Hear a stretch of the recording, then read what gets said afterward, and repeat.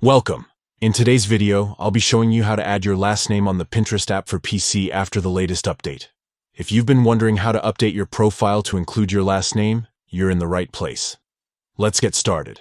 First, make sure you have the Pinterest app open on your computer. On the home screen, you'll notice a few icons along the edges.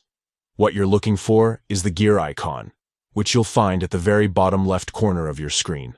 This is your gateway to all your account settings. Go ahead and click on the gear icon. A new menu will pop up, giving you access to different settings for your Pinterest account. Next, from this menu, click on the option labeled Settings. Now that you're in the Settings section, look for the Edit Profile option. Click on it, and you'll see your current details displayed, such as your name, username, and bio. This is the section where you can make changes to your profile details. Find the bar that says Last Name. If it's empty or you want to update it, simply click into the bar and type in your last name. Once you've added your last name, make sure to save your changes so nothing gets lost. Look for the Save button. It's usually located at the bottom of the editing section.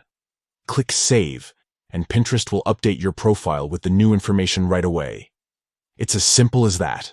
Now your full name will appear on your Pinterest profile, and you've taken another step toward keeping your account up to date.